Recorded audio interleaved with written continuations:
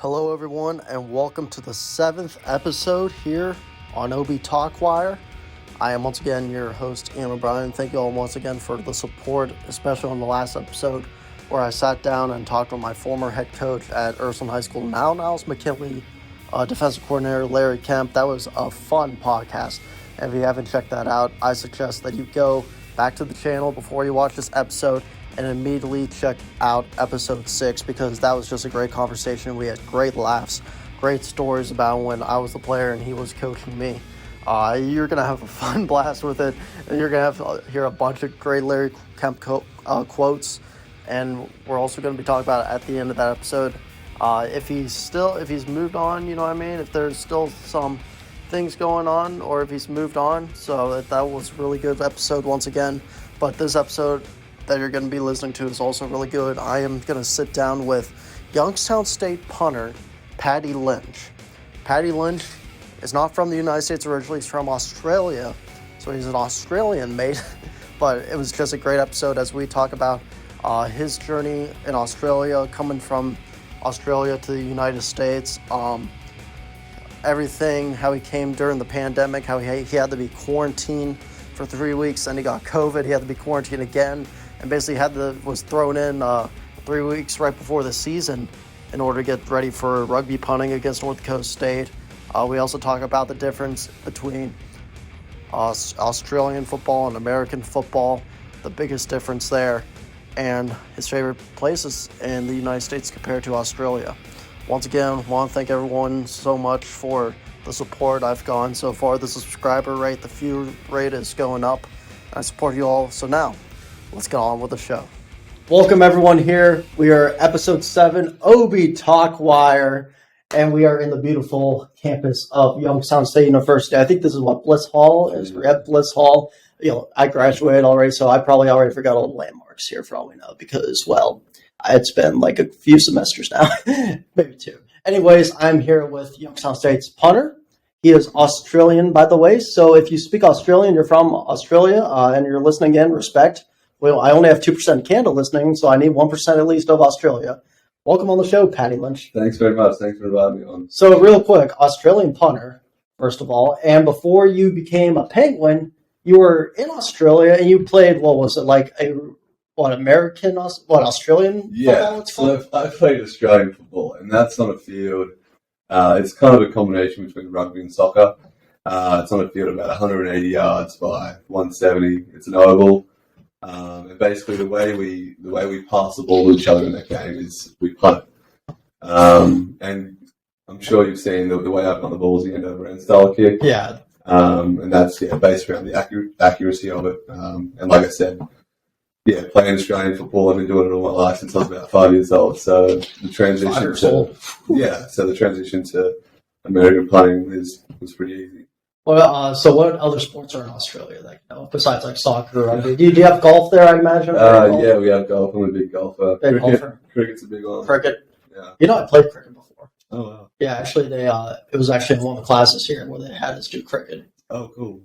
Which, I mean, honestly, is more confusing than baseball because you got to, I think, run with the cricket is how it works, right? Yeah, you got the bat. Yeah, and if you set it down, you're automatically out, and that kind of that messed me up a few times. I'm like, wait, what? Yeah, so I'm so used to baseball. Yeah, it's pretty different.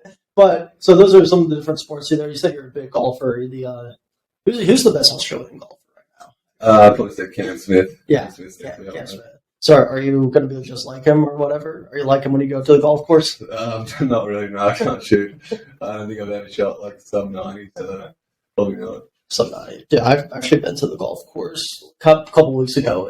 I sliced the ball a lot. Maybe you can help me. Maybe you can help me. I feel like you're more of a straight on kind of like golfer. You don't slice a lot. You got the hips first. I use my hips last. That's probably been my problem right there. We can go to the range and sort it out. Yeah, I'm down to go to the range. What range do you usually go to? Was one out at Stanwell. Stanwell? Yeah. Oh, they have a golf range. I thought they just had the course. No, I think there's a range as well. Really? Oh, I didn't even know that. I just always see the course. Yeah. Well, there's the short holes in Austin Town. They've got a good range there as well. Short holes, and there's also the par 3 short holes. Yeah. That's right by my place, actually. Oh, cool. Yeah. But so, Australian punter from, of course, Australia. Talk about real quick just what it was like your time playing. I mean, it's not over yet. I'm talking about like back out Australia. Oh, Australian football. It's like I said, it's a very different game. We don't wear any pads, any helmets. So it's definitely a part of the game, and a part of competing that I miss is the physicality of it all. I feel like here, as a specialist at least, you don't really have the opportunity to show effort or any kind of grit, which is obviously what this is built on. Yeah. Doug's always on about grit, and like if you're going to lay a hit, make sure like they feel it. And as a specialist, you just got to hear those words and think, well, that's never going to happen. But it's definitely something I miss about the game. And I played it like I was like a decent level back home, and was planning on pursuing that professionally, but COVID hit. I did an entire preseason with the semi-professional squad, and ended up like playing one practice game, and like was happy with how it went. And then COVID hit, the season got cancelled, and I needed to find something else. And I found it's called Pro Kick Australia, and they're an organisation that take people who play Australian football and transition them to American punters, and I found them throughout COVID. They were still running, so I thought, why not? The opportunity to live on the other side of the world and get a free education, like I'd be silly not to. Yeah, and especially here at Youngstown State. Yeah. Good, easy place, Missouri Valley, D1 college. Yeah. Did you ever, how many tackles did you make? Do you have any like big stories when you played in Australia? Oh, yeah, 100%. I mean, tackling. Let's hear some of these stories. I'm interested now. So, I mean, stories about tackling? Just stories about anything when you played, like against the teams you played and against the people you might have maybe caused a couple of concussions here and there. You might have. I think I've been concussed twice. You've been concussed twice. Yeah. Like I said, there's no helmets or pads or anything, so it's just, it can get a little dangerous. And like I said, it's very physical. And broke my nose 3 times, ankle snapped once, and needed surgery. So, definitely had my fair share of injuries, that's for sure. I never even knew that, because, I mean, I don't see, like, any nose, like, surgeries or anything. It looks like whoever did it, first of all, the surgeon did a great job, that's for Thanks, sure. man. But that's just crazy how it seems like Australian football is almost like the 1800s and collegiate football, where you punted the ball a lot, and basically everyone would either have severe brain injuries and possibly maybe lose their life on there. So there's definitely been issues at the highest level where people have been getting concussed and then can't return to the game, and it's been affecting their mental health and their relationships outside of football. And I know one guy, his name's Paddy Lynch. He got drafted to the St Kilda Saints, which is my favourite team. I think it was like 2013, 2014, something like that.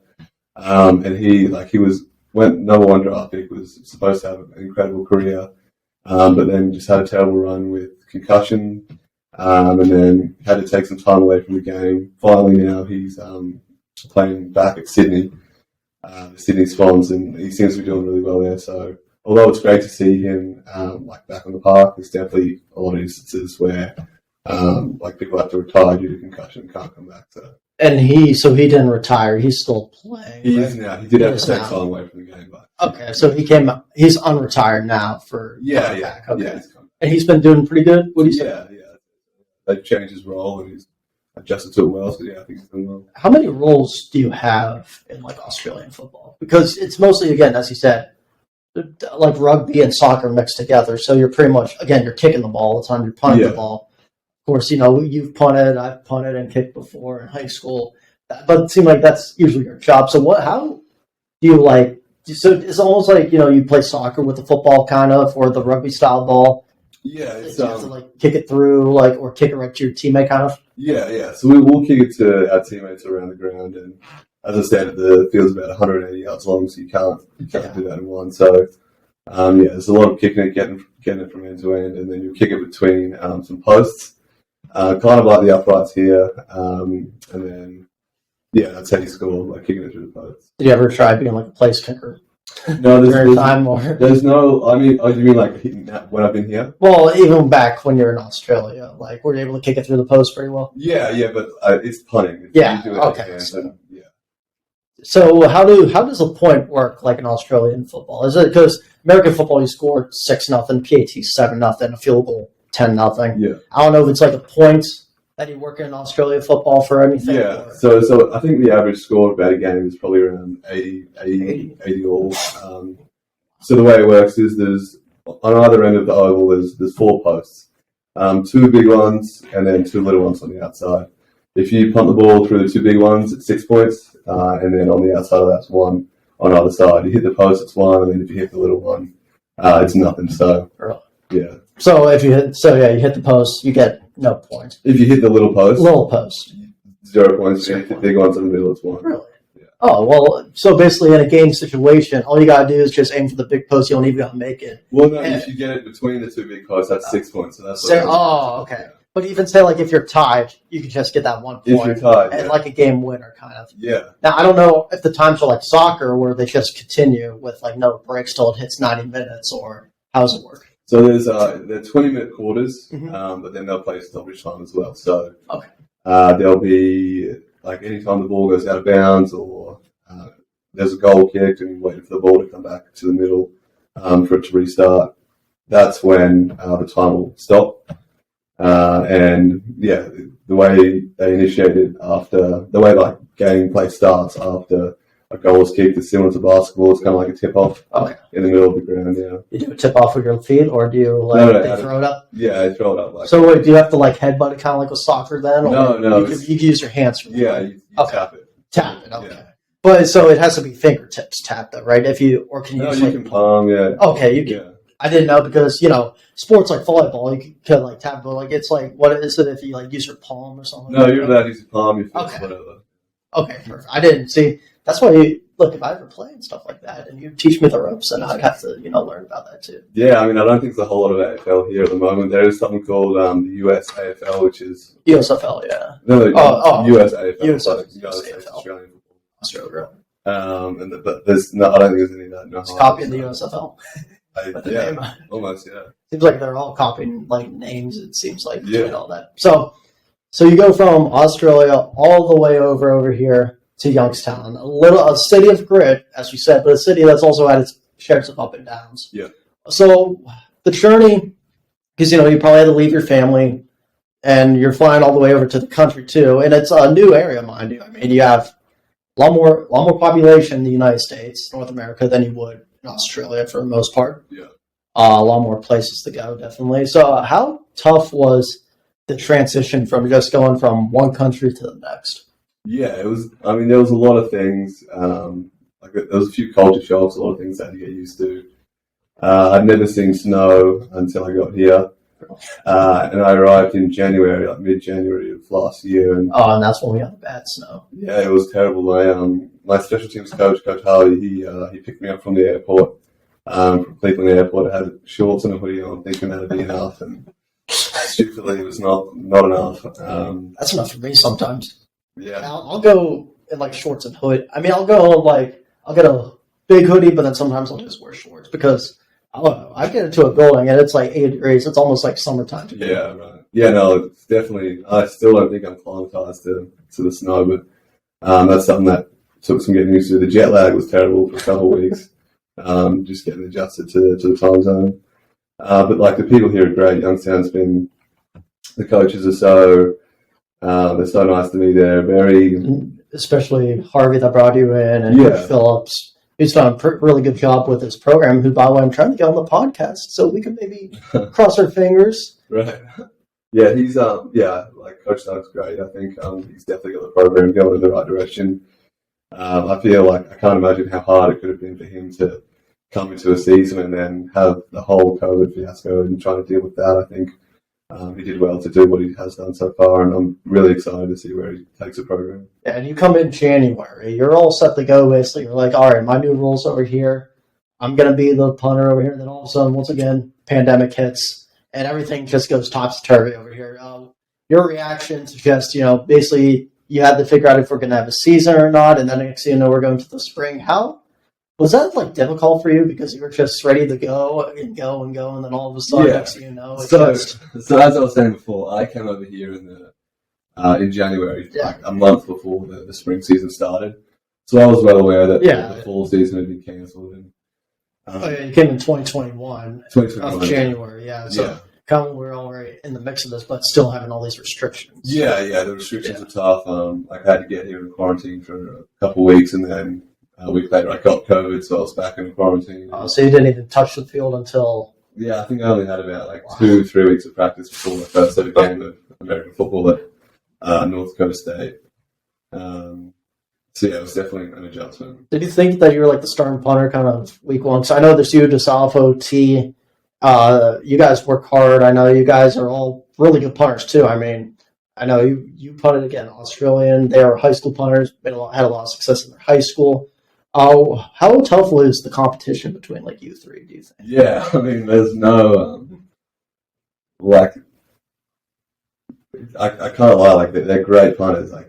Tominski's one of the most consistent punters I've ever seen. DeSalvo, he was kicking a lot bigger ball than me.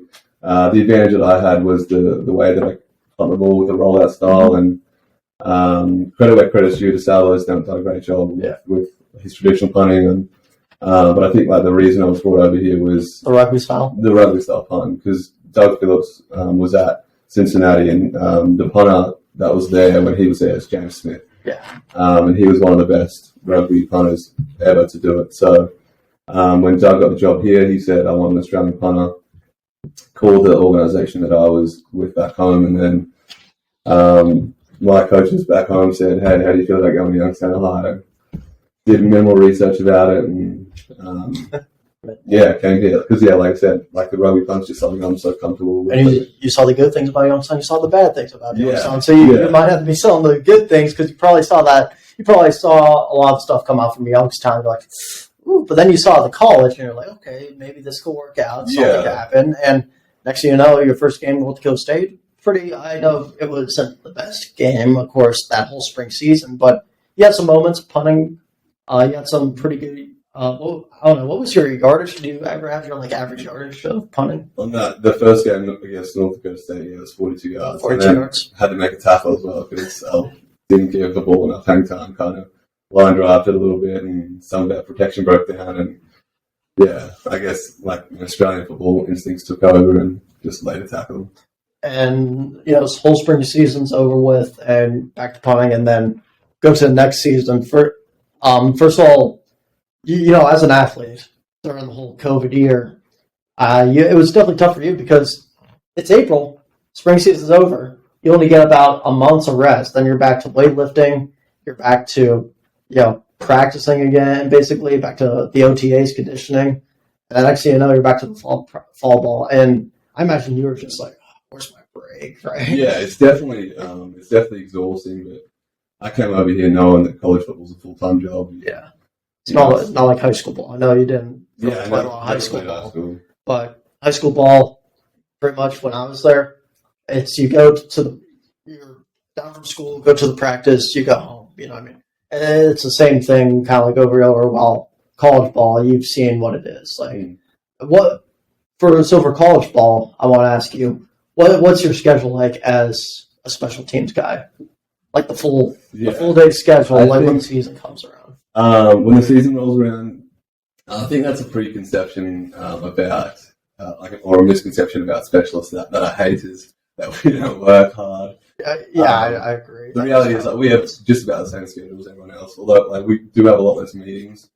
But we're still lifting, we're still running, and then on top of that, we're doing all our own punting, and our practicing holding as well, outside of normal practices. Now at normal practices, 100%, we do not do anywhere near as much as the rest of the dudes. But you can't really practice a lot because we're using both sides of the turf. Yeah, so, you know what I mean. It's not like when I was in high school and I was able to kick up on a hill, you know what I mean. Yeah, because they're used two sides of the field. There's nowhere room. Exactly. Can't really find much room. Yeah, exactly. Punting something that takes up the whole field, and like I said, if the other teams the other players, offense, defense, quarterbacks are trying to get throws in, we can't really do that. So we'll have a punt period at the start of the day and field goal period a couple times a week as well. And it's just about what we do during practice. And how was your punt period today? Didn't you have a little punt thing?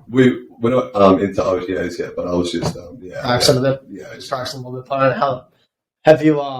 Do you know how to do a was it like end over end kick? End over end punt. How's that go? Yeah, so that's what I do with the rugby style. So when I play rugby, I do the end over end. I'm trying to work on the spiral. The spiral, the traditional stuff. Yeah, that's where you gotta hit yours. So you gotta go on your left foot and lock out your ankle while you're doing that instead of like kind of do like a kick and. Right. Yeah. Yeah. So it's I'm more used to that. I was never a rugby punter. Yeah. So they I think they wanted me to like one time, and I didn't even honestly punt in high school, but I tried the punt and stuff, kicked it. It was like. You gotta get that time. Like for rugby, when you have a good line, like your special teams line has, I've seen, you can have more time. When you're like me in high school and your line was just not the best, you had to go 0.5 seconds to get that thing out. Yeah, and that's one thing I'm very fortunate of. Is I've got a great long snapper, Sam Merriman. He puts it on a dime every time. Yeah. He puts it on a silver platter for me every time. So I'm never back there worrying about where the snap's going to go. I know it's going to be exactly where I want it. And then, like I said, we've got a great protection unit as well, so they buy me as much time as I need to get it off, and yeah. So, special teams, biggest part, of course, but you also say you have to do a lot of stuff that, back in high school, once again, not a lot of people like to in special teams, like weightlifting and all that. Question is, how much is Paddy Lynch benching now? I'm sure benching. I think you go into about 315 yet? Yeah, no, I haven't done 3 plays. I think last time I threw up before we maxed league, I had about 225 for 5. So. For 5? That's not bad. I just got honestly 225 for like 3 or 4. Is that the lie? It's where I'm trying to get back to it. Honestly, there was a point where I was getting it pretty good, and then like I couldn't get it, and then I'm back getting it. It's like, what it's like, because you gotta keep, what bench? It's like you gotta kind of keep like your wrists, like what I mean. You gotta keep them all straight. And this is my problem with it, is that like my wrists will like go back like this when you get like to the heavier weight. So like today, you got like 185 for 10, something like that, 195 for around 10 as well for your second, third set. I'm pretty much now. I don't know if you do a lot better, you do more leg work. I don't know which one you do more. Yeah, I mean, with Rody, our strength coach, he's great. He started to do a lot more punting specific kind of exercises for me. So he's getting me to do like a lot of box jumps, a lot of power focused stuff, and a lot of plyometric training just so I can really get some power in the legs.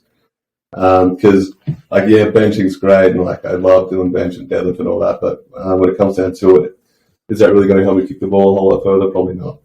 And we'll train with the skill players, the receivers, and the DBs and stuff, and because we'll probably throw around similar kind of weights. But yeah, Brody's been great and like getting me doing some like punting specific stuff. I think I'll be heading into the season like with a body that I'm going to be really comfortable with and excited to see what we can do. How about some of your other punts last season that we saw? I mean, we saw you punt a good number of times, really good punts. We also saw you fake a punt too, and you basically, I don't know how fast you are. I don't know your 40 time at all. What do you think your 40 time is? Like, Terrible. I've always just been slow. Like I'm not a quick runner. But the fake punt, Southern Illinois, was the first punt of the day. I think we just gone 3 and out like right off the rip, and I remember talking in pregame, and I said to Tominski, I said, look, if it's on today, I'm gonna give it a crack. And Merriman, he snapped it a little bit further to my right than is normal, so I was already kind of running that way anyway. And I looked up and just saw a bunch of green. You just took off. You saw the hole. You're like, I'm gone. Yeah, basically. I don't know if you ever saw you probably didn't know because you didn't have it involved, but there was a Browns game way back in the day that I remember watching when they played the Saints, and this punter looked like you almost like when he ran like 68 yards all the way to like the 2-yard line. Wow. I remember they beat the Saints actually. That's it. And so I'm like, oh, Paddy Lynch is pulling up Browns punter over here.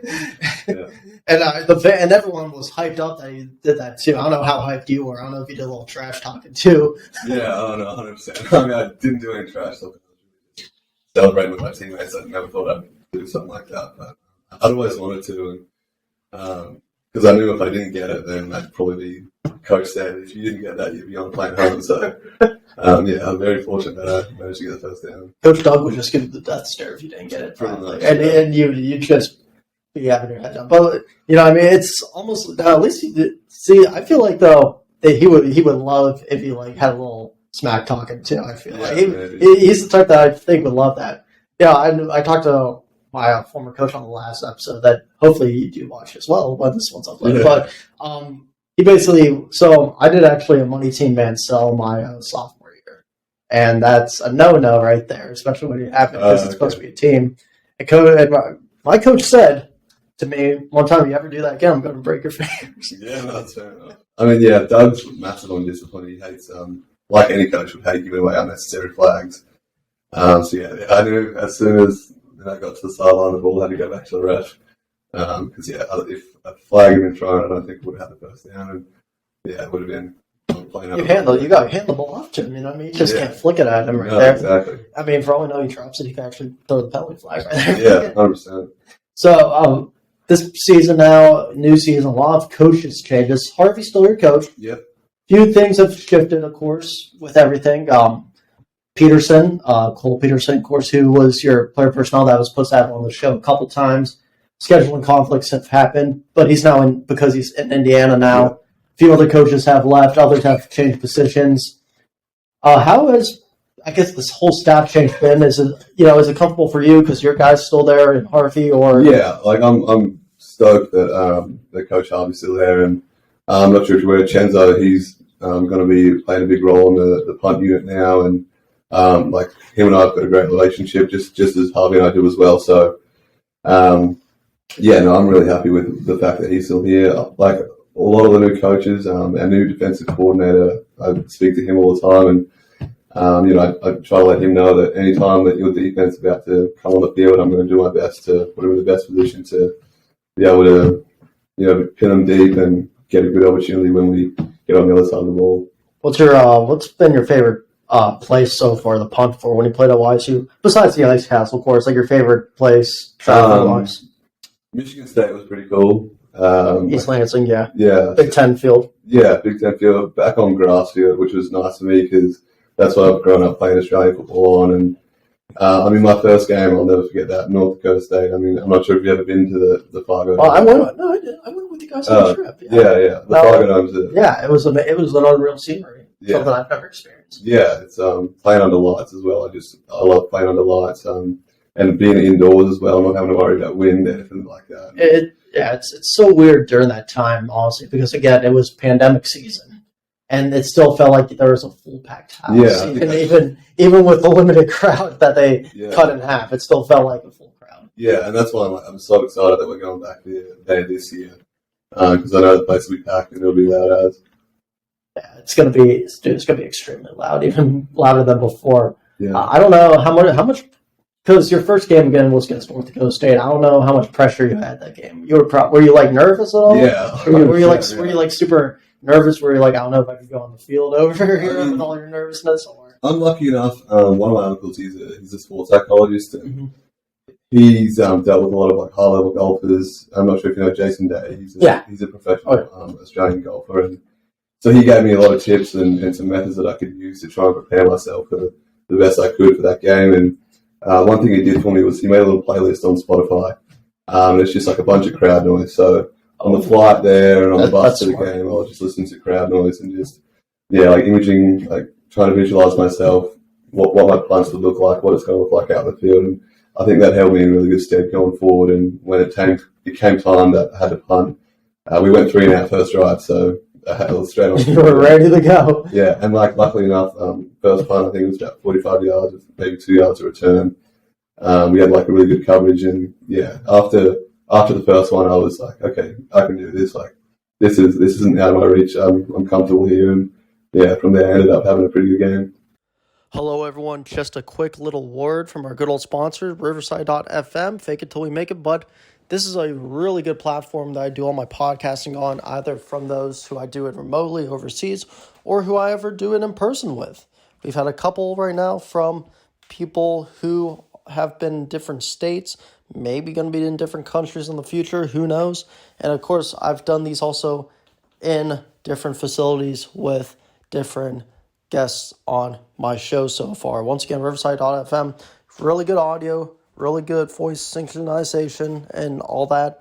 And if you want to continue with that good voice, then go to riverside.fm.com, start your podcasting today, and have a great old time with it. All right, everyone, let's get back to the show. It's just kind of crazy. You had crowd noise playing. You had crowd noise in your headphones. Everyone's listening to like their Drake. They got their Biggie Smalls in probably. They got their what else? Playboy Cardi in and stuff like that. All that new rap. And then over here, my man is just listening to crowd noise. Everyone, best music right there on Spotify. Yeah. Other stuff, just crowd noise. That's all you need to hear on Spotify right now. Yeah. And it really did help me. I mean, like I'd never experienced any kind of crowd like what was going to be in the Fargo Dome, and just having some kind of experience listening to that. And although visualizing a pump's not anything like actually doing it, I think it really helped going forward when it came time to perform. How many other hits have you made, I want to say, on like returners besides your first tackle, or is that your only hit? That's your only hit? Yeah, I mean, usually it's a good thing if I'm not making too many tackles, because you monitor other special teams guys. Yeah. One, that means like fair caught balls, and two, means our coverage unit's doing the same, like the right thing. So I'll be happy if I go the rest of my career without making another tackle. But that's good for your highlight reel when you put on Instagram. Making a tackle right there. For sure. I mean, you probably get how many likes do you usually on Instagram, like 300 or something like that? Oh god, I don't know. I don't even look 300 compared to like my 170 or something like that. I mean, more popular. So I have no idea. But so this next season coming up, we're in 2022, and there's a few other new places that you're going to be playing at. One of them's actually Kentucky. I don't know how hyped you are about that. Yeah, and the SEC, mind you. Yeah, no, I can't wait for Kentucky. One of my mates, Wilson Berry, he's a punter there. Mm-hmm. So it'll be great to catch up with him pre-game. And my family's actually coming over from Australia, so I think they're going to try and make it to that game, and that'll be something that they've never experienced. I can't wait. I mean, playing Michigan State at East Lansing last year, just the crowd was something you can't get used to. I remember we went through in our first drive again. I think my heels were in the end zone, and usually I'm waiting for our middle shield, Dylan Woodkey, to make the call, so I know when the ball's about to be snapped. But at Michigan State, I couldn't hear a thing, so I was really just looking at Merriman and waiting for the ball to come. I had no idea when it was coming. Because you're not like the NFL, you don't have like chips in your helmet or anything like that. You just have the regular helmet. Yeah. So you have to do a little bit of like sign language, I'd imagine, like a little count kind of too. Yeah. Like especially in big noises like that. Yeah, we have a cadence that we use. I won't put it out there in case anyone's listening. Oh, no, definitely not. Your secret safe. Yeah. You talk to me on camera about it. So we, we'll have a specific cadence, and then when Wiki says to a specific thing, that's when I know the ball's coming in. But as I said, at Michigan State, I had no clue when it was coming just because I couldn't hear anything. Did you ever have a ball go over your head on a snap? No, not yet. No, like I said, Sam Merriman's been so good. I'm never worried about the ball going anywhere else except for right where I want it. I feel like even if it was high, how tall are you? Like 6'2", 6'3", or something? Yeah, about 6'2". 6'2". So I feel like you're pretty lengthy as well. I feel like you just go immediately over this, like right over your head, and just immediately catch it, bring it down. Yeah, and I think I'm like 5'10", so like the one game when we played one of my high school year, the ball immediately went over my head during a PAT, and I had to run back to get that with my holder knee. So I feel like you wouldn't have much of that problem with a height difference too. Yeah, I mean, there's been a couple where Sam's put him a little bit higher than I would have liked, but he's never put it anywhere where I haven't been able to catch it and get it off. So it's been pretty smooth. I'm so fortunate to have him. He's been absolutely great, and I wouldn't have anywhere near the amount of success I have had if it wasn't him. So what else have you liked about just the whole Youngstown city, or the areas here close to Youngstown? What else have you liked about besides football? Like, what's been your favorite place to go, or your favorite food to eat at? What do you think? There's so many. I mean, pizza in Youngstown is insane. Oh, I talked about pizza on my last podcast too. Yeah. It's amazing. Yeah, I'm a big Wedgwood guy. I had Wedgwood the other day actually. Oh, really? Yeah. Pineapple bacon. I don't know if you have pineapple. Have you ever had their pineapple bacon? Yeah. That's the best. People say pineapple doesn't go on pizza, but Wedgwood, maybe it doesn't. But with Wedgwood, you gotta disagree with it because it's just so good. Yeah. You just gotta say, what, this time it has to go on pizza. You know what I mean? They can definitely change someone's mind about it for sure. Oh, definitely. I don't know. So what would be your top pizza places then? I think Wedgwood's one. Out there. Uptown's pretty good. Have you ever had Uptown? I haven't had Uptown. Really? I've had Avalon, big Avalon guy. Big Avalon guy. Yeah. Hey, shout out Andrew Sabella, aka Sabu. That's your supporter right there. You and Fitzmore Jones, Avalon workers, your big supporter, Paddy Lynch over here, Youngstown State Punter. Right. Yeah. I mean, like I said, Sam and I are pretty close mates. So we'll play golf, then we'll go to Avalon and get a pizza. It's good. So there's that. Have you ever had Bellaria? That Bellaria pizza. Bellaria pizza. Which one did you have? Did you have the original on the north side right across from Ursuline? Yeah. Yeah, you had that one. So, yeah, there's the original. They have so many, dude. They have one in Liberty, I think. One in Cornersburg, South Meridian Road. I don't know if you know where that is, right off of Austintown. No, right. It's kind of like, there's like a Dairy Queen, Dunkin', and then right across is like the Bellaria. That one's pretty good. I had that actually the Friday, too. Yeah, that'd be cool. It was buffalo chicken. Oh, nice. And honestly, I was in the bathroom for quite some time. Good. So I'm like, I'm never having buffalo chicken again after that. It'll do it to you. So there's that. What other places? What other? There's a few others. V2 does a great margarita. Margarita. Oh, I forgot. I see you downtown a lot too. You're pretty. You're a party guy, aren't you? No, I don't like to be too much. Not too much, but you go downtown once in a while. Yeah, I mean, after a win, it's always good to definitely after a celebrate win. the boys. Actually, after a loss, it's kind of depressing when you go downtown. Yeah. You feel like, why am I even here? But after a win, you're pretty much like, yeah, let's go, boys. You know, celebrate. Yeah. I mean, a long trip, you're not even going to rest after something annoys you, you're just immediately going right to the bar. Yeah. Do you ever have to, though, be like aware of your surroundings? I'd imagine downtown, especially for how wild it could get sometimes. 100%, yeah. I mean, everyone knows like Youngstown's, what Youngstown's known for, and but yeah, like I'm always, when I've got my friends around me, and like when I've got my 6 O-linemen or the defensive linemen around me, I feel safe to the house. Yeah, you got the guarding right there, dude. Yeah, exactly. There's your guardians right over there. Yeah. No one's getting past that line. No, exactly, yeah. I definitely feel safe. So I think my top places downtown. I haven't been downtown in a while, but V2 I think it's nice, a little more classy. And I also like, honestly, like the eat downtown's like Federal's pretty good. The Federal, yeah, great. I'm never there at night because I've heard stuff at night. When it's like Saturday nights, definitely don't go inside that. But when it's like, afternoon or something like that on the weekday, it's a good bite to eat. I've had that pretty good. No, Federal food's good. But then there's O'Donnell's, and O'Donnell's, you just go in and you're like packed. Yeah, I'm not a big fan of it. I'm not. There was months ago where OD's, I don't know if you remember the horrible tragedy with the Astroworld and stuff like that, but it felt like OD's got way packed even like after that whole concert. Oh, right. I'm like, this is like Astroworld over here. I'm not going inside. Yeah, I'm like, I'm dipping out over here because it was like, if you think about a mosh pit, but it's just, there's everyone on the floor and you can't go anywhere. Like, pretty different. Yeah, I see on Snapchat, some guys are like on the table filming. I'm like, no, I'm not stepping in there. Right. I think it was packed because Thanksgiving maybe or something like that. Yeah, possibly. Yeah, Thanksgiving is definitely big here in Youngstown. Okay. So what's Paddy Lynch's favorite holidays? Because you said you saw snow for the first time. Yeah. So I don't know, was Australian just always hot, I'd imagine, because it's kind of like... It does get kind of cold around winter time, but yeah, we're on the there's no snow. There's just either rain or sun. Yeah, it'll get to, I think the coldest it gets is probably around 50. Nothing below that, really. Oh, you got the Florida weather. Yeah, I guess. Yeah, so I imagine you came here and when you saw the snow, you're like, what is this? Yeah, I definitely thought it was cool the first time I saw it, but the novelty wore off pretty quick, and I was just like, I'm cold all the time, this sucks. Like, you have to stay inside, there's not a whole lot you can do outside when it's snowing, so. So, real quick, I want to know because, is this going to be your last season playing at YSU, or do you have another one after this? No, this will be my last one. Your last one. So you're going to miss the next one when they go to Ohio State. Yeah, unfortunately. That's going to be unfortunate right there. You're going to possibly play the Buckeyes at the Horseshoe. But, that would be great. So, how's the team real quick? Because I know it's been the last 2 seasons haven't really been, I want to say great. I mean, you've all been in a lot of games. It just hasn't maybe went the way. Yeah. So what do you think's changed, I want to say, from those 2 seasons to this season?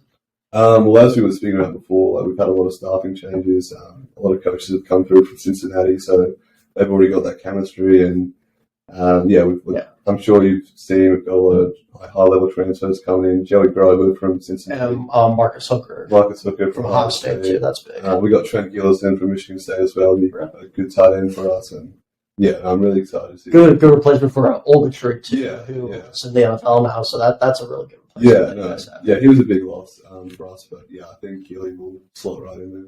And how is it gonna? It's gonna imagine help your quarterback Crenshaw a lot too, especially because the leading receiver last year I think was Ogletree, if I'm not mistaken. Right? I couldn't tell you. I think he might have been, but I don't think he even had a touchdown. He was close, but he was just always big and could get out. I imagine with a better O-line, with the O-line more mature, they've had it's probably going to be, I know he's going to have a lot more protection, such as you also on special teams. There's going to be a lot more consistency, I'd imagine. Yeah, I think everyone's a lot more comfortable with each other now. We know what kind of football team we want to be, and as I said, having some boys come in, you're talking about Crenshaw, how comfortable he's going to be back there in the pocket, and like I said, we've got our O-line, I think we've gotten bigger, we've gotten stronger, and I can't wait to see what we do.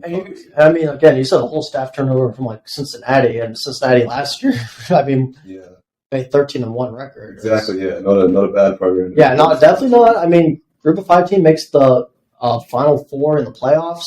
Yes, they played Alabama, but I mean, you play Alabama, that's still an accomplishment in itself when you make it that far. You held them decently for, I think it was until halftime. They were in it. Yeah, they were in it for a little bit right there too. So honestly, that's really good for a turnover right there. I mean, you get a lot of Cincinnati guys. Yes, Cincinnati probably has to regroup a little bit with Coach Fickle, but I think they'll be fine and mix your guys. Okay, because the connection's there because with Fickles and Phillips, they know each other since Ohio State. So I imagine there's a lot more. They have different guys coming in from colleges, and you have this Cincinnati group from D1 school. It probably makes it a lot better, I imagine, right? Yeah, I think, as you said, they've already got the chemistry there, so they're used to working with each other, and Doug's got the experience with the Cincinnati guys, and he knows how he wants his football team to work, and when he combines that with the fact that he's working with guys who he's worked with before, I think it's going to hold us in really good stead.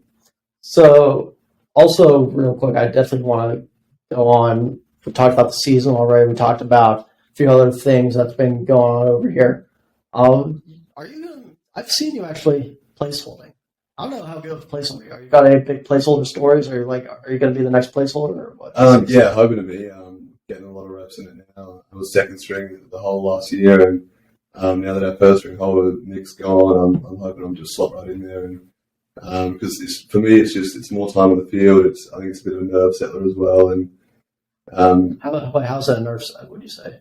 So I think anytime you're on the field and you execute some kind of play, my nerves settle a little bit. So if it's something as small as holding, I'm sure it'll help me calm down a little bit, especially when I'm in a place like Kentucky and there's 65,000 people screaming at me. Definitely train your grip, I'd imagine, a little bit because of the ball, when you're catching it like this and putting it down. I mean, yeah, it definitely goes into it. I mean, all the stuff that we do in the weight room transitions to, I think, every part in the field. So, yeah.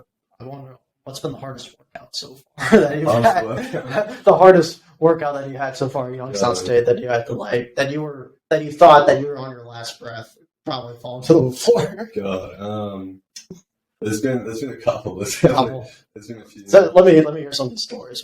If you can think of any of them. 4th of July workout last year, that was pretty tough. That was an all-day thing. We were running all over campus. Now, was this a few days before the 4th, I'd imagine, or was this the day of the 4th? I think it was, a few days before the 4th. We all dressed up in red, white, and blue, and coach had us running all over the campus. We did stuff in the weight room, we did stuff in the field, and then we'd even have to run over to the Watts and work out there as well. So by running, were you running all over campus? You mean from Fargo building, the field, all the way to from the stadium to the indoor center to back to the stadium. Yeah. And was it just running laps and stuff like that? No, there was farmer carries, it was lifting in the weight room, lunges, all that. Farmer carries. I don't know. How good are you at farmer carries? What can you pick up to use them? I mean, ranges, I think, usually depend. It really depends how far we're going. That day, I tried to grab the lightest thing we could because we had to go 100 and back. So, farmer carries are. I mean, that's some. I remember doing those when I went to bars just a little bit. I hated farmer carries, dude. I would, especially with my grip back then. I was never the strongest guy back then. Right. But it's dude, your grip hurts when time to time. My grip was terrible back then. I I just wanted to get those weights out. We had the walk, I remember, from because this whole thing, his building, his white room building, it was like a garage cement. So we had to walk from there's a little steep hill, had to walk from there. We had to walk around the building. Right.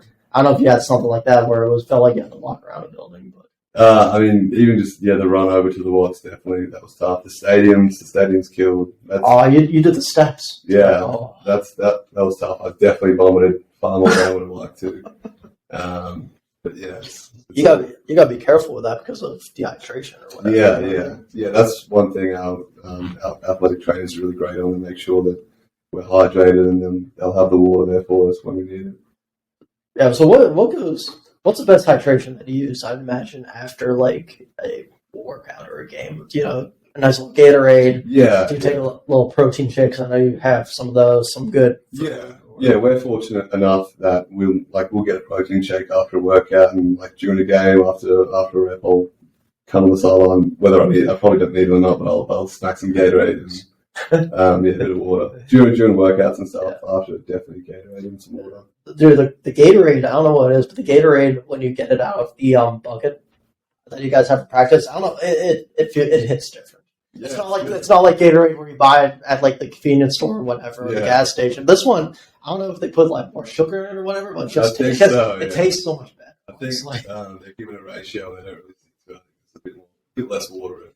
It's almost so this with the liquid IV over here, when you put two in instead of one, it tastes fully different. Right, yeah. I don't know, are you so I also want to ask you this because you're a player, since we're on this topic as well. NIL deals, I don't know if you've had any yet. I don't know if you're trying to get any. What's your thoughts real quick about it?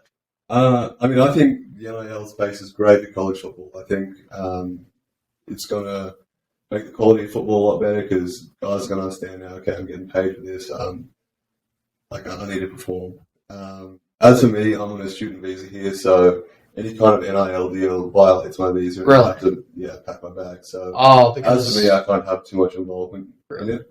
But seeing other guys get it, I think it's great. Really? I didn't. So basically what happens if you get an NIL deal, they'll ship you back kind of? Or how's it? Yeah, I'm sure that there's a bunch of under the table stuff that goes on, but on a student visa, you're not allowed to have an income, basically. That's not from the university that you're employed in, or that you're a student at. If you were to receive an NIL deal or any kind of endorsement, it goes towards, it counts as income, and then I guess it violates. And that's only if you're from overseas, right? Yeah, if you're on a student. So if you say lived in, I want to say maybe, would it count though if you lived in Canada or no, since that's just North America? I think there is slightly different rules for Canada, but I really haven't looked too much into it. Because that's North America, so that's just weird though, because I don't know, is there something with Australia, a payment thing, or what is it like? I know of at least one punter who's got a deal or a couple of endorsement deals through some companies back home. Okay, from Australia? Yeah, from Australian companies, yeah. So you can have them coming from your company, you just can't have any American companies? Yeah. Okay, so what would be an Australian company from, that's kind of in the mix with NIL or something?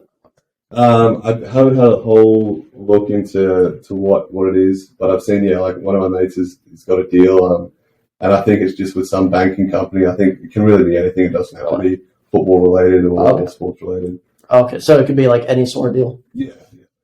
You know what you should just have, since you're a big pizza guy, just have Avalon Pizza over here as your NIL deal. Yeah, no worries. I'll take a free pizza. Nice little free pizza right there. You hear that, Sabu? Give this man a free pizza. He needs it.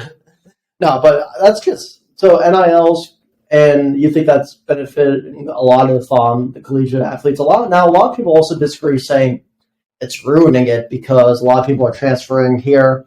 You've seen a lot, the Pitt wide receiver. I don't know if you heard about that, for example, where apparently there's a rumor that Lincoln Riley, the coach for USC, took an NIL for him, and he jumped shift to USC. Yeah.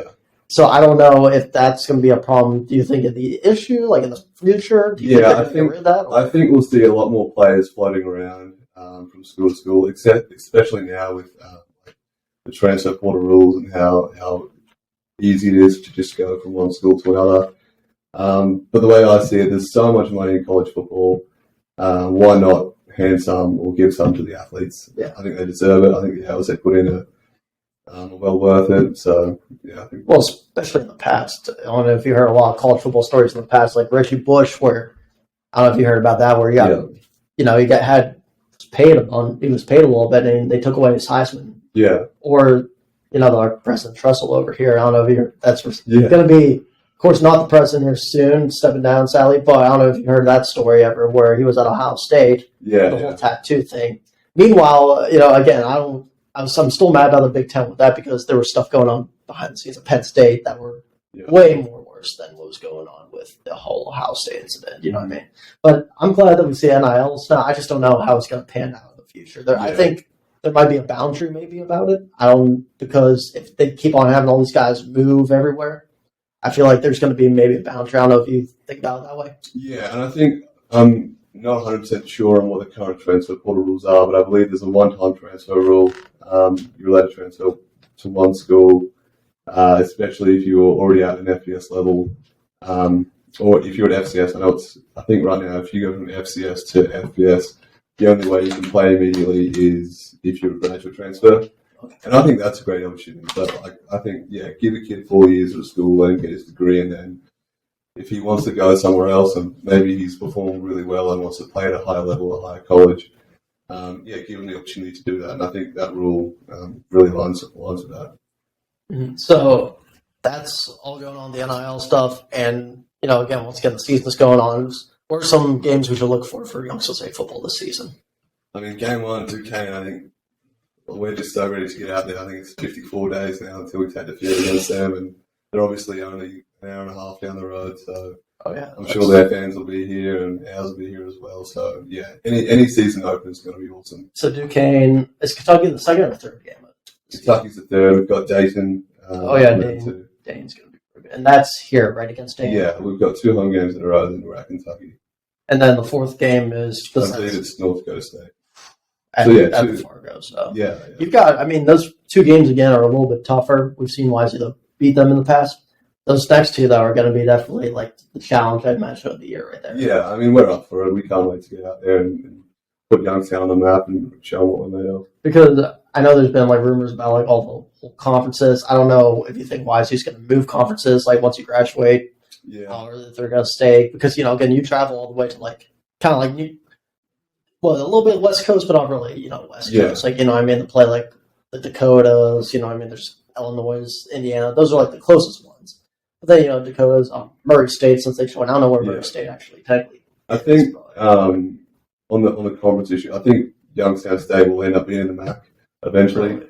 I think it just makes too much sense. There's so many MAC teams. They'll move up to the FBS like everyone. Yeah, I think so. You've got Toledo, Akron, Ohio, Miami, Ohio, Kent, Bowling Green. They're all here. So and those are a lot of schools like YSU used to play back in the day. Yeah, exactly. Ended up going up to the FBS, and a lot of them have had some pretty good success actually. Yeah. Toledo is one that had some pretty good success. I remember. Yeah, Kent State. They went to the MAC championship last year. I've got one of my mates plays there, and they've got a very successful program. Akron's had a couple good years. I know they've been a little on a downslope, but in the past they've had some pretty decent seasons. So I wouldn't be surprised if they go to the MAC and we have another rivalry with the YSU Akron, YSU Kent. Yeah, that'd be pretty cool to see. I can see that happening for sure. Yeah. So Paddy Lynch, real quick. Any final thoughts at all about just anything that's been going on right now with the whole? First of all, I want to say, senior. Of course, you got your master's, graduated, right? Yep. So first of all, since you basically are going to have another season, how many classes do you really will have to take? Not a whole lot, I imagine. Or do you have to still? I intend to stay in graduate school, so that reduces the required credit hours to be eligible to play from 12 to 9. I'm going to remain in grad school. Oh, that's good. But I imagine, because those hours are just, at least guys have practice in the morning and all that stuff. Yeah. If you were here, when Coach Pelini was here, you'd have that afternoon. Yeah, I heard about that. Yeah. So honestly, morning practice, you think that's a lot better than afternoon practice? Sometimes the early mornings you get sick of, but I think the fact that we are students as well, we need to set the time aside for studying and classes. So I think you get out of the way too a lot. Yeah.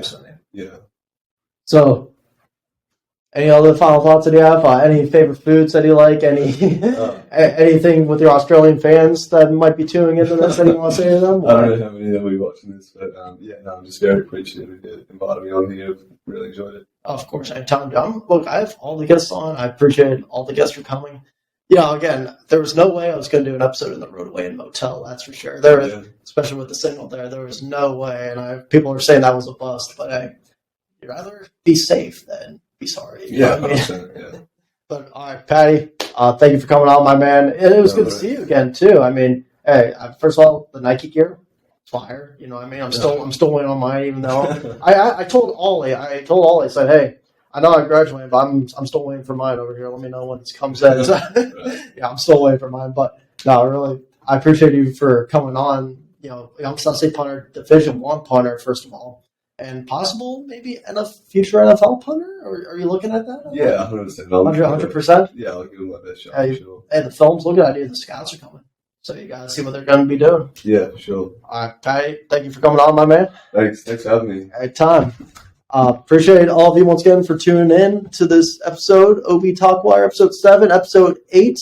Well, we'll have to see who the guest is because we won't find out until probably in a couple days, depending on what happens. But once again, thanks to the Australian, the mate himself, Paddy Lynch. So once again, I want to thank the former Australian punter and now the Youngstown State Football punter, Paddy Lynch, for coming on and wish him well for the rest of his last campaign here at Youngstown State University. And, of course, the Penguins on their season in 2022. They do have a tough schedule, both from experience and how just strong they are up front now, especially on the offensive defensive side, and especially special teams where Paddy plays.